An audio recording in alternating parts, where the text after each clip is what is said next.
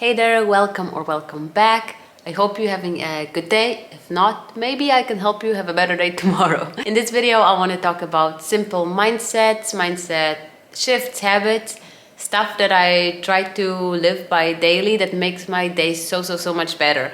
Our experience of life is for the most part determined by our mindset, by our attitude, by our responses and reaction to people and just the world that surrounds us. Those are ways in which I'm trying to look at life these days, now that my focus is on motherhood, parenting and household stuff. So I might be giving examples around those topics. However, I do believe that those mindsets can be very beneficial to everybody and anybody, no matter what season of life you're in right now, whether your days revolve around kids or school or a career. Everything that I'm going to mention is just for your basic day-to-day, for your average day. It's not supposed to prepare you for a big event or something stressful or just anything in particular in your life, but I'm sure it can just positively impact your day-to-day life. Of course, it all starts in the morning, the moment we open our eyes and how we choose to see the world around us and the day that's ahead of us, rather than feeling like, oh, here we go again, or mindlessly scrolling through your phone. Take a moment, try to train yourself to start the day with a grateful heart. Do whatever you can, whatever you gotta do to feel that way, to feel grateful. You could meditate, pray, journal. For me now, with a newborn and a toddler, I don't have that much time in the morning to just relax and do whatever. But what I do every single day is just take a moment, even when my kids are already screaming for me, I do have a second to just take a moment, take a deep breath, and I just say, dear God, thank you for the breath of life. That's all. That's my prayer of the day. And then when I see my toddler, I say, good morning, welcome to a new day. That's also something I'm doing every single day. Those simple things already put me in a different mindset, just bring me back to my body, make me feel present, and just, acknowledge that I am alive and it is a new day. So highly encourage you to train yourself to start a day with a grateful heart. I know we don't always feel like it. You might wake up tired or already stressed about something that you gotta accomplish that day, whatever it might be. But just please, you are alive. It is a new day. So please, before you start stressing about it, just please first, at least for a second, be thankful for being alive. Next up, a super simple mindset shift, yet a very powerful one. I think one of my favorites, and that's the shift from I have to I get to. You can apply that to basically everything and anything that you have to do in your life, in your daily life, from doing the dishes, doing the laundry, cleaning, dropping your kids off somewhere, going grocery shopping, cooking, studying for an exam, whatever it might be. Just tell yourself, remind yourself, I get to do this. Rather than feeling like, oh no, I have to study for an exam, try to think about it as I get to study for an exam. I get to go to university and I get to get an education. I have the time and the freedom and the resources to sit down and focus and study for an exam. Those can be seen as positive things because essentially they are. Okay, I have dirty dishes that I have to clean. Why? Because I had an amazing, nourishing meal. Oh no, I have to clean up the toys again. That's not something that's that bad. Why are the toys scattered around the room? Because I have two small, healthy, vibrant kids who love to play. That mindset shift can make your day so much better because it can be applied to almost anything that you have to do, especially those things that we do daily. So it really can change those mundane tasks and help us see the beauty in them and be more present and be more grateful and see our privilege. It might seem easier said than done. However, try to practice that mindset and just remind yourself the next time you have to do a chore or something that you don't really look forward to doing, change the wording from I have to I get to, and just see what happens. And then just try to practice and train yourself daily in those little moments and see how your days transform. Something else you can implement into your daily life that can have a huge impact on how your day goes is to stop nagging and complaining and instead just writing it down or praying about it. Obviously, there is stuff that should be addressed right away. However, in most cases, you cannot control other people, you cannot control the situation, and somebody will not change just because you told them to, and especially if you tell them in the moment where you're annoyed about something. If you take a moment to write stuff down, all the negative emotions already fade away, and then you can have a constructive conversation and actually have the person change something about their behavior or whatever it was that you felt like complaining about in the first place. Or even better, just pray about it, let God handle it. You cannot change everybody and everything. Another mindset, another attitude I want to mention is to not take things personally. And no matter what you have going on that day, there will be somebody or something that will trigger you. And I want to mention this because I feel like wording is so important and can make us do something and remember something or not.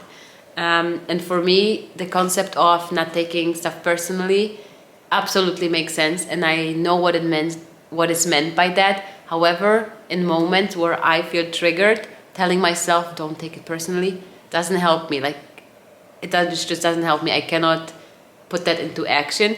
However, when I tell myself this is not an attack, that helps me so much. Because when we take stuff personally, we like in this fight or flight mode, we're ready to hide or to run or to fight. We feel angry or sad or whatever it may be. So when I tell myself this is not an attack, my body can relax. Like, I don't have to defend myself. I don't have to hide or fight. This is not an attack. I'm not being attacked right now. So chill. So yeah, you can tell yourself this is not an attack. This is not about me. If they say this or react like that, they might not be feeling the best themselves. This is about them, not about me. Just try to find words that work best for you. Maybe don't take it personally is enough for you and it helps you take action, or rather not to take action. Find words that help you put that concept into life, implement that into your daily life. Something else that helps me big time with my kids is reminding myself that this is not an emergency. There are so many minor things in our day-to-day lives that we just give too much attention to and we overreact. And in most cases, it's just not an emergency, whether your kid falls down and don't really hurt themselves that much, or they have a meltdown, or something breaks or spills, or you are late to some whatever activity. It's not an emergency. So just chill out, find a solution, take whatever steps you gotta take, but just remind yourself that this is not an emergency. So don't have a reaction to it as if it was an emergency. Chill out. This too shall pass, a phrase that can serve you both during those more challenging moments throughout your day, as well as those fun, beautiful times. During those harder moments, it's just a reminder that you will get through it. This moment will pass. Just persevere. And during those beautiful times, just be more present, cherish the moment, because this too shall pass. My newborn just woke up from his nap, so you might hear some funny noises in the background. Hopefully nothing too distracting. Something else I'm doing since becoming a mom, so this one is mostly for the parents, but I think you can apply it to other situations in your life as well, is asking myself the question, why not? It's like the leading phrase, the leading question of my motherhood experience, I would say. Something I really want to ask myself daily, multiple times during the day. I even thought about like maybe getting a tattoo on my wrist, just as a reminder, because I don't want to go through my motherhood journey on autopilot, just adjusting to rules and following rules and systems set in place by God knows who. And I'm not saying there are no rules that everybody should follow and that my kids can do whatever they want. No, absolutely not. And you should be the boss. You as a parent should set an example and make choices and so on and so forth, of course.